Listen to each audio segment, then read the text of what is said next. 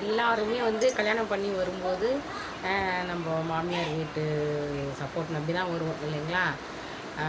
இப்போ சில உறவுகள் வந்து அதை வந்து ஒரு அதிசயமாக சொல்கிறாங்க. என்னென்னா, மாமியார் வீட்டில் கிடைச்ச இடம் தானே அப்படின்னு சொல்லிட்டு. மாமியார் வீட்டு இடம்னா என்ன நீங்களே சொல்லுங்கள்.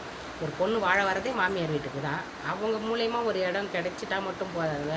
அவங்க வந்து நல்லா வீடெல்லாம் கட்டி ரொம்ப ஒரு நல்ல லெவலில் ஒரு பிள்ளைய மருமகளை வச்சாதான் நீ வந்து சும்மா வந்து நம்ம சொல்லாத மாதிரி வாழ்ந்துட்டு இருக்கேன்னு சொல்லலாம். எங்களுக்கு அப்படி கிடையாதுங்க. நாங்கள் வந்து எங்கள் மாமியாருக்குன்னு அவங்க அம்மா வீட்டில் ஒரு சொத்து ஒரு இடம் இருந்தது. அதை வந்து எங்கள் மாமியாருக்கு அவங்க தரத்துக்கே ரொம்ப கஷ்டப்பட்டாங்க அவங்க. ஆனால் நாங்கள் வந்து அதை எப்படியோ போராடி அவங்கக்கிட்ட இருந்து எங்கள் மாமியாருக்கு வாங்கி கொடுத்து, அதுக்கப்புறம் அந்த எங்கள் மாமியார் இறந்துட்டாங்க. எங்கள் மாமியார் இறந்ததுக்கப்புறம் அந்த இடத்த மறுபடி எங்கள் வீட்டுக்காரர், அதாவது பிள்ளைக்கு கொடுக்குறதுக்கும் ரொம்ப அவங்கெல்லாம் ரொம்ப நிறைய பிரச்சனைங்க பண்ணாங்க.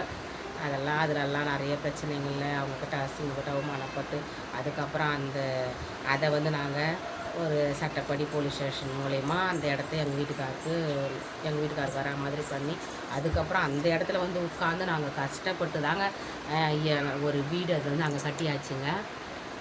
எப்படின்னா, நான் வீடு கட்டுறது எப்படின்னா, எங்கள் பசங்கள்லாம் வளர்ந்துட்டாங்க.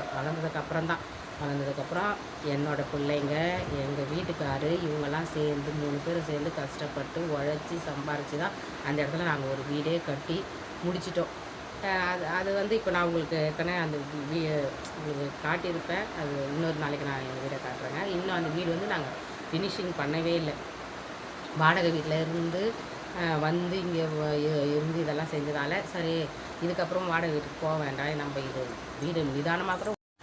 நான் வந்து ஃபுல்லாக எப்பவும் வாடகை வீட்டில் இல்லைங்க.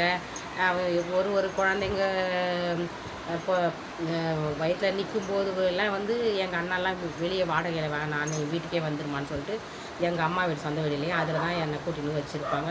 அதுக்கப்புறம் டெலிவரியில் அதுக்கப்புறம் தான் மறுபடியும் வீடு பார்த்து வெளியே போவேன். இந்த மாதிரி தாங்க ஒரு 18 வருஷம் வாடகை வீட்டில் கழித்தோம். அதுக்கப்புறம் தான் வந்து வீடு கட்டி இங்கே வந்தது. நாங்கள் ரொம்ப போராட்டங்கள் நிறைய சந்தித்து அதுக்கப்புறம் எங்கள் வீட்டுக்காருக்கு வந்து வண்டி சரியாக வாங்கின வண்டி விற்காம போச்சுன்னு சொன்னேன் இல்லைங்களா? அதனால் அதுக்கப்புறம் அவர் சரி நமக்கு இதெல்லாம் செட் ஆகலைன்னு சொல்லிவிட்டு, இதில் நடுவில் என்னென்னா, நாங்கள் உண்மையாக எங்களோட பணத்தில் வாங்கினது வந்து 3 ஒரு காரு, ஒரு ஆட்டோ, ஒரு 3 முறை லாரி எல்லாம் தான் வாங்கினார். ஆனால் அதெல்லாம் வேண்டிக்கலை. அதுக்கப்புறம் கடைசியாக வந்து எங்கள் வீட்டுக்காரோட தங்கச்சி இருக்காங்க இல்லையா, அவங்கக்கிட்ட வந்து கடன் வாங்கி ஒரு வண்டி வாங்கினோம். ஆனால் வந்து இன்றைக்கு வரைக்கும் பேர் வந்து நாங்கள் உழைச்சி சம்பாரித்து வாங்கின பொருளெல்லாம் வந்து பேர் கிடையாதுங்க. அவங்க கொடுத்தது தான் அவங்க வந்து பெருசாக பேசுகிறாங்க செய்கிறாங்க. சரி, அது வேறு விஷயம், அதை விட்டுருங்க. நான் வந்து ஐயோ சண்டை ஆயிடுச்சு அவர்கிட்ட, எப்படி பேசுறது, சண்டை போட்டாங்க நம்மக்கிட்ட, பயமாக இருக்குது அப்படின்னு நினச்சி தான் இருப்பேன். வீராப்பெல்லாம் இருக்க மாட்டேன், எனக்கு அதெல்லாம் தெரியாது. ஆனால் எங்கள் வீட்டுக்காரர் வந்து ஒரு 5 நிமிஷம் நான் வந்தேன், சாரி நான் இதை தெரியாமல் பண்ணிட்டேன், சரி சரி சரி சரி அப்படி சொல்லிட்டு என்னை சமாதானப்படுத்துகிறார். அதுபோல் வந்து நாங்கள் எப்போவுமே இந்த ஒரு நாள் ஃபுல்லாக பேசலை, 2 நாள் பேசலை, 3 நாள் பேசலை, அதெல்லாம் கிடையாது. எங்களோட வாழ்க்கை வந்து அப்படி தான் போச்சு. தான் கஷ்டத்துலேயும் ரொம்ப இனிமையாக வாழ்ந்தோம், நாங்கள் ரொம்ப சந்தோஷமாக வாழ்ந்தோம். அதெல்லாம் இப்போவும் என்னோடய பிள்ளைங்களுக்கும் நான் அதான் சொல்லி கொடுக்குறேன். எவ்வளோ கஷ்டம் இருந்தாலும் வந்து கஷ்டம் வரும் போகும், அதெல்லாம் வந்து நம்ம அதெல்லாம் சமாளித்து தான் வாழணும், அதுதான் வாழ்க்கை அப்படின்னு சொல்லிட்டு. நம்மளுக்கு எவ்வளோ பேர் இருக்காங்க இல்லையா, எவ்வளோ பிரச்சனைங்க, எவ்வளோ கஷ்டத்துலலாம் இருக்கிறவங்களாம் கூட இருக்காங்க. அதனால் நம்ம பரவாயில்ல, நமக்கு கடவுள் கொடுத்த வாழ்க்கை, கடவுள் கொடுத்தது இது போதும், இந்த வாழ்க்கையே போதும் அப்படின்னு நினச்சி வாழணும் அதனால தான் இப்போ நீங்களும் வந்து இப்போ எங்களை பற்றி தெரிஞ்சுக்கிறீங்க இல்லைங்களா? அதனால் எல்லாருமே வந்து நமக்கு ஒரு பிரச்சனை நடக்குது, ஒரு கஷ்டம் வருது அப்படின்னு சொல்லிட்டு அதெல்லாம் நினச்சி இதெல்லாம் நிரந்தரம், நம்ம இப்படி தான் இருந்துருவோமா நம்ம வாழ்க்கையில் அப்படின்னு நினைக்காதீங்க. கடவுள் இருக்காங்க, கடவுளை நினச்சி நீங்கள் கடவுள்கிட்ட உங்கள் பாரத்தை போட்டுருங்க. கண்டிப்பாக எல்லோரும் வந்து ரொம்ப நல்லா வாழலாம். யாரும் வந்து வாழ்க்கையில் மனசு உடஞ்சோ இப்படி பண்ணணும் அப்படி பண்ணணும் அந்த மாதிரிலாம் நினைக்காதீங்க. அதே போல் உன்னால் தான் என் வாழ்க்கைக்கு இப்படி அப்படின்னு சொல்லிட்டு ஒருத்தர் பேசி பிரிஞ்சிடலாம் அப்படிலாம் நினைக்கிறது இதெல்லாம் பண்ணக்கூடாது. எல்லாம் ஒருத்தருக்கு ஒருத்தர் சப்போர்ட்டு தான். நீங்கள் ஒருத்தருக்கு ஒரு சப்போர்ட்டாக இருந்தீங்கன்னா வாழ்க்கையில் எப்படி நீங்கள் ஜெயிச்சு காட்டலாம். புரியுதுங்களா? எல்லாம் அதை புரிஞ்சு நடந்துக்கோங்க. இதுக்காக தான் எங்களோட வாழ்க்கையோட பயணத்தை நான் உங்களுக்கு சொன்னேன். இதை இவ்வளோ நேரம் பொறுமையாக நீங்கள் கேட்டதுக்கு ரொம்ப நன்றி. நான் எதுக்கு இப்போ என்னோடய கல்யாண வாழ்க்கையை பற்றி உங்கள்கிட்ட சொல்ல வந்தேன்றதை சொல்லிட்டேங்களா? இப்போ எங்களுக்கு திருமணமாகி 33 வருஷம் ஆகுதுங்க. 33 வருஷமாக நாங்கள் வந்து நிறைய கஷ்டப்பட்டோம். ரொம்ப சில சமயம் சாப்பாட்டு கூட இல்லாமல் இருந்திருக்கும். அப்போது எங்கள் வீட்டுக்காரர் சொல்வார், சரி உங்கள் அம்மா வீட்டுக்கெல்லாம் போய் இருக்கலாம் இல்லையா, குழந்தைங்களை கூட்டிகிட்டு போயிட்டு நான் வேணா சென்னைக்கு போயிடுறேன் அப்படின்னு சொல்லுவார். அது போலலாம் நாங்கள் கஷ்டப்பட்டுருக்கோங்க. ஆனால் எப்போவுமே வந்து நாங்கள் வந்து ஐயோ நம்ம இப்படி கஷ்டப்படுறோமே, நம்ம இவரை கல்யாணம் பண்ணிக்கணுமே, நம்ம இவளை கல்யாணம் பண்ணிக்கணுமேன்னு சொல்லிட்டு நானும் நினச்சதில்லை, அவரும் நினச்சதில்லை. ஒருத்தருக்கு ஒருத்தர் நாங்கள் வந்து எப்போவுமே ஒத்துமையாக தான் இருக்கோம். 2 பேருமே ஒருத்தருக்கு ஆதரவு தான். நான் வந்து எப்போவுமே சொல்லுவேன், இந்த நிலமெல்லாம் மாறிடும், ஒன்றும் கவலைப்பட வேணாம். சில சமயம் எங்கள் வீட்டுக்காரர் வந்து ரொம்ப அப்படி ஒரு மாதிரி மனசு ஒடிஞ்சு உட்காந்துருப்பார். அப்போ சொல்லுவேன், இதெல்லாம் வந்து எப்படியும் மாறிடும், இந்த மாதிரியே காலம்லாம் இருக்காது, இதுக்கு மேலே எங்கள் அப்பா அம்மாலாம் கூட கஷ்டப்பட்டுருக்காங்களா, இப்போ அவங்க கொஞ்சம் நல்லா இருக்காங்க இல்லையா, அந்த மாதிரி நமக்கும் அந்த மாதிரி காலம்லாம் வரும், நல்லா இருக்கும் அப்படின்னு சொல்லிட்டு சொல்லுவேன். ஏதோ சொல்கிறேன், நான் கவலையாக இருக்கேன் அதனால் சொல்கிறேன் அப்படின்னு சொல்லிட்டு சொல்லுவார். ஆனால் உண்மையாகவே நான் சொல்கிறேங்க, நாங்கள் ரொம்ப கஷ்டப்பட்டு நாங்கள் இவ்வளோ பிரச்சனைங்க சமாளித்து நாங்கள் வந்து எல்லாத்தையும் இது பண்ணி பசங்களை வளர்த்து வந்தாச்சு. அவங்களுக்கும் 3 பேருக்கும் கல்யாணம் ஆகிடுச்சி, அவங்களுக்கும் குழந்தைங்க இருக்காங்க. இந்த அளவுக்கு இந்த 33 வருஷமாக நாங்கள் வந்து அந்த வாழ்க்கையில் நடந்த போராட்டங்களெல்லாம் மெரித்து அது மேலே ஏறி மேலே வந்து நிற்கிறோம். மேலே வந்து நாங்கள் ஹை லெவலில் இருக்கிறோம் அப்படின்னு நான் சொல்லவே இல்லை, வாழ்ந்து காட்டுறோம் இல்லைங்களா. எவ்வளோ பிரச்சனை இருந்தாலும் வந்து எங்களுக்குள்ளே வந்து எந்த பிரிவினையும் நாங்கள் வந்தது கிடையாது. எங்களுக்குள்ள கூட நிறைய பிரச்சனைங்க வரும், சின்ன சின்ன சண்டை சச்சரவு இதெல்லாம் வரும். எங்கள் வீட்டுக்காரர் கூட இப்போ சண்டை போட்டுட்டோன்னா ஒரு 5 நிமிஷம் கூட நானும் சரி அவரும் சரி பேசாமல் இருக்கவே மாட்டோம், உடனே பேசிடுவோம். நான் வந்து ஃபுல்லாக எப்பவும் வாடகை வீட்டில் இல்லைங்க. ஒரு குழந்தைங்க இப்போ வயிற்றில் நிற்கும்போது எல்லாம் வந்து எங்கள் அண்ணாலாம் வெளியே வாடகையில் வேணாம் நீ வீட்டுக்கே வந்துருமான்னு சொல்லிட்டு எங்கள் அம்மா வீடு சொந்த வீடுலேயே அதில் தான் என்னை கூட்டின்னு வச்சுருப்பாங்க. அதுக்கப்புறம் டெலிவரியில் அதுக்கப்புறம் தான் மறுபடியும் வீடு பார்த்து வெளியே போவேன். இந்த மாதிரி தாங்க ஒரு 18 வருஷம் வாடகை வீட்டில் கழித்தோம். அதுக்கப்புறம் தான் வந்து வீடு கட்டி இங்கே வந்தது. நாங்கள் ரொம்ப போராட்டங்கள் நிறைய சந்தித்து அதுக்கப்புறம் எங்கள் வீட்டுக்காருக்கு வந்து வண்டி சரியாக வாங்கின வண்டி நிற்காமல் போச்சுன்னு சொன்னேன் இல்லைங்களா. அதனால் அதுக்கப்புறம் அவர் சரி நமக்கு இதெல்லாம் செட் ஆகலைன்னு சொல்லிட்டு இதில் நடுவில் என்னென்னா நாங்கள் உண்மையாக எங்களோட பணத்தில் வாங்கினது வந்து 3 ஒரு காரு, ஒரு ஆட்டோ, ஒரு 3 முறை லாரி எல்லாம் தான் வாங்கினார். ஆனால் அதெல்லாம் எதுவும் நிற்கலை. அதுக்கப்புறம் கடைசியாக வந்து எங்கள் வீட்டுக்காரோட தங்கச்சி இருக்காங்க இல்லையா, அவங்கக்கிட்ட வந்து கடன் வாங்கி ஒரு வண்டி வாங்கினோம்.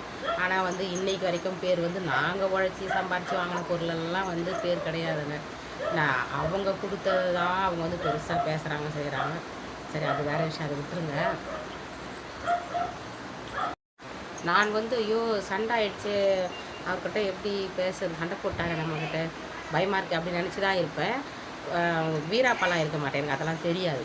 ஆனால் எங்கள் வீட்டுக்காரர் வந்து ஒரு 5 நிமிஷம் நான் வந்தேன், ஐயோ சாரி நான் இதை தெரியாமல் பண்ணிட்டேன், சரி சரி சரி சரி அப்படி சொல்லிட்டு என்னை சமாதானப்படுத்திடுறாரு. அதுபோல் வந்து நாங்கள் எப்போவுமே இந்த ஒரு நாள் ஃபுல்லாக பேசலை, 2 நாள் பேசலை, 3 நாள் பேசலை, அதெல்லாம் கிடையாது. எங்களோட வாழ்க்கை வந்து அப்படி தான் போச்சு. நான் கஷ்டத்துலேயும் ரொம்ப இனிமையாக வாழ்ந்தோம், நாங்கள் ரொம்ப சந்தோஷமாக வாழ்ந்தோம்.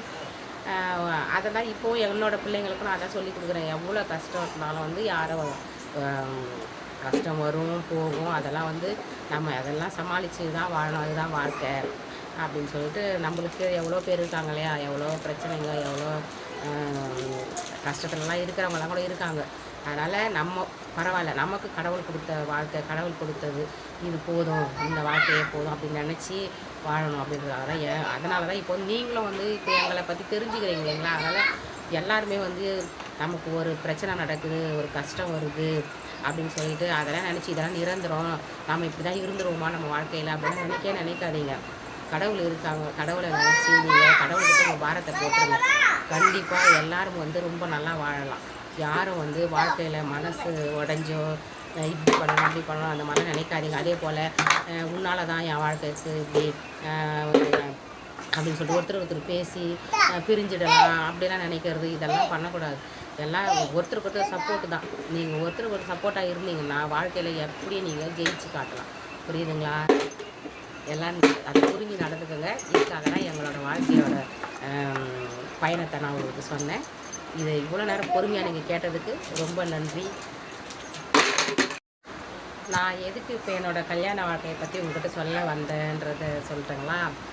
இப்போ எங்களுக்கு திருமணமாகி 33 வருஷம் ஆகுதுங்க. 33 வருஷமாக நாங்கள் வந்து நிறைய கஷ்டப்பட்டோம். ரொம்ப சில சமயம் சாப்பாட்டு கூட இல்லாமல் இருந்திருக்கும். அப்போ எங்கள் வீட்டுக்காரர் சொல்வார், சரி உங்கள் அம்மா வீட்டுக்கெல்லாம் போய் இருக்கலாம் இல்லையா, குழந்தைங்கள கூட்டிகிட்டு போயிட்டு நான் வேணா சென்னைக்கு போயிடுறேன் அப்படின்னு சொல்லுவார். அது போலலாம் நாங்கள் கஷ்டப்பட்டுருக்கோங்க. ஆனால் எப்போவுமே வந்து நாங்கள் வந்து ஐயோ நம்ம இப்படி கஷ்டப்படுறோமே, நம்ம இவரை கல்யாணம் பண்ணிக்கணுமே, நம்ம இவளை கல்யாணம் பண்ணிக்கணுமேன்னு சொல்லிட்டு நானும் நினச்சதில்லை, அவரும் நினச்சதில்லை. ஒருத்தருக்கு ஒருத்தர் நாங்கள் வந்து எப்போவுமே ஒத்துமையாக தான் இருப்போம். 2 பேருமே ஒருத்தருக்கு ஆதரவு தான். நான் வந்து எப்போவுமே சொல்லுவேன், இந்த நிலமெல்லாம் மாறிடும், ஒன்றும் கவலைப்பட வேணாம். சில சமயம் எங்கள் வீட்டுக்காரர் வந்து ரொம்ப அப்படி ஒரு மாதிரி மனசு ஒடிஞ்சு உட்காந்துருப்பார். அப்போ சொல்லுவேன், இதெல்லாம் வந்து எப்படியும் மாறிடும், இந்த மாதிரியே காலம்லாம் இருக்காது, இதுக்கு மேலே எங்கள் அப்பா அம்மாலாம் கூட கஷ்டப்பட்டுருக்காங்களாம், இப்போ அவங்க கொஞ்சம் நல்லா இருக்காங்க இல்லையா, அந்த மாதிரி நமக்கும் அந்த மாதிரி காலம்லாம் வரும், நல்லாயிருக்கும் அப்படின்னு சொல்லிட்டு சொல்லுவேன். ஏதோ சொல்கிறேன், நான் கவலையாக இருக்கேன் அதனால் சொல்கிறேன் அப்படின்னு சொல்லிட்டு சொல்லுவார். ஆனால் உண்மையாகவே நான் சொல்கிறேங்க, நாங்கள் ரொம்ப கஷ்டப்பட்டு நாங்கள் இவ்வளோ பிரச்சனைங்க சமாளித்து நாங்கள் வந்து எல்லாத்தையும் இது பண்ணி பசங்களை வளர்த்து வந்தாச்சு. அவங்களுக்கும் 3 பேருக்கும் கல்யாணம் ஆகிடுச்சி, அவங்களுக்கும் குழந்தைங்க இருக்காங்க. இந்த அளவுக்கு இந்த 33 வருஷமாக நாங்கள் வந்து அந்த வாழ்க்கையில் நடந்த போராட்டங்களெல்லாம் நெரிச்சு அது மேலே ஏறி மேலே வந்து நிற்கிறோம். மேலே வந்து நாங்கள் ஹை லெவலில் இருக்கிறோம் அப்படின்னு நான் சொல்லவே இல்லை, வாழ்ந்து காட்டுறோம் இல்லைங்களா. எவ்வளோ பிரச்சனை இருந்தாலும் வந்து எங்களுக்குள்ளே வந்து எந்த பிரிவினையும் நாங்கள் வந்தது கிடையாது. எங்களுக்குள்ள கூட நிறைய பிரச்சனைங்க வரும், சின்ன சின்ன சண்டை சச்சரவு இதெல்லாம் வரும். எங்கள் வீட்டுக்காரர் கூட இப்போ சண்டை போட்டுட்டோன்னா ஒரு 5 நிமிஷம் கூட நானும் சரி அவரும் சரி பேசாமல் இருக்கவே மாட்டோம், உடனே பேசிடுவோம். நான் வந்து ஃபுல்லாக எப்பவும் வாடகை வீட்டில் இல்லைங்க. ஒரு குழந்தைங்க இப்போ வயிற்றில் நிற்கும்போது எல்லாம் வந்து எங்கள் அண்ணாலாம் வெளியே வாடகையில் வேணாம் நீ வீட்டுக்கே வந்துடுமான்னு சொல்லிட்டு எங்கள் அம்மா வீடு சொந்த வீடுலேயே அதில் தான் என்னை கூட்டின்னு வச்சுருப்பாங்க. அதுக்கப்புறம் டெலிவரிலாம் அதுக்கப்புறம் தான் மறுபடியும் வீடு பார்த்து வெளியே போவேன். இந்த மாதிரி தாங்க ஒரு 18 வருஷம் வாடகை வீட்டில் கழித்தோம். அதுக்கப்புறம் தான் வந்து வீடு கட்டி இங்கே வந்தது. நாங்கள் ரொம்ப போராட்டங்கள் நிறைய சந்தித்து அதுக்கப்புறம் எங்கள் வீட்டுக்காருக்கு வந்து இந்த வண்டி சரியாக வாங்கின வண்டி விற்காமல் போச்சுன்னு சொன்னாங்க இல்லைங்களா. அதனால் அதுக்கப்புறம் அவர் சரி நமக்கு இதெல்லாம் செட் ஆகலைன்னு சொல்லிட்டு இதில் நடுவில் என்னென்னா நாங்கள் உண்மையாக எங்களோட பணத்தில் வாங்கினது வந்து 3 ஒரு காரு, ஒரு ஆட்டோ, ஒரு 3 லாரி எல்லாம் தான் வாங்கினார். ஆனால் அதெல்லாம் எதுவும் நிற்கலை. அதுக்கப்புறம் கடைசியாக வந்து எங்கள் வீட்டுக்காரோட தங்கச்சி இருக்காங்க இல்லையா, அவங்கக்கிட்ட வந்து கடன் வாங்கி ஒரு வண்டி வாங்கினோம். ஆனால் வந்து இன்றைக்கு வரைக்கும் பேர் வந்து நாங்கள் உழைச்சி சம்பாரித்து வாங்கின பொருளெல்லாம் வந்து பேர் கிடையாதுங்க. அவங்க கொடுத்தது தான் அவங்க வந்து பெருசாக பேசுகிறாங்க செய்கிறாங்க. சரி அது வேறு விஷயம், அதை விட்டுருங்க. நான் வந்து ஐயோ சண்டை ஆயிடுச்சு அவர்கிட்ட எப்படி பேசுறது, சண்டை போட்டாங்க நம்மக்கிட்ட பயமாக இருக்குது அப்படின்னு நினச்சி தான் இருப்பேன். வீராப்பெல்லாம் இருக்க மாட்டேன், எனக்கு அதெல்லாம் தெரியாது.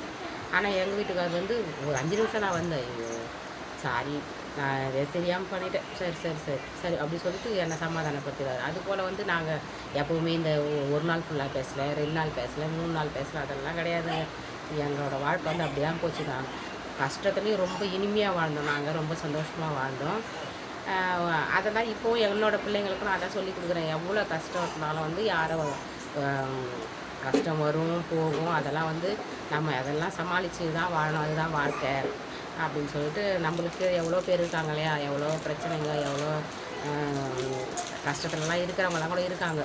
அதனால் நம்ம பரவாயில்ல, நமக்கு கடவுள் கொடுத்த வாழ்க்கை, கடவுள் கொடுத்தது இது போதும், இந்த வாழ்க்கையே போதும் அப்படின்னு நினச்சி வாழணும் அப்படின்றதால தான் அதனால தான் இப்போ நீங்களும் வந்து இப்போ எங்களை பற்றி தெரிஞ்சுக்கிறீங்க இல்லைங்களா? அதனால் எல்லாருமே வந்து நமக்கு ஒரு பிரச்சனை நடக்குது, ஒரு கஷ்டம் வருது அப்படின்னு சொல்லிட்டு அதெல்லாம் நினச்சி இதெல்லாம் நிரந்தரம், நம்ம இப்படி தான் இருந்துருவோமா நம்ம வாழ்க்கையில் அப்படின்னு நினைக்காதீங்க.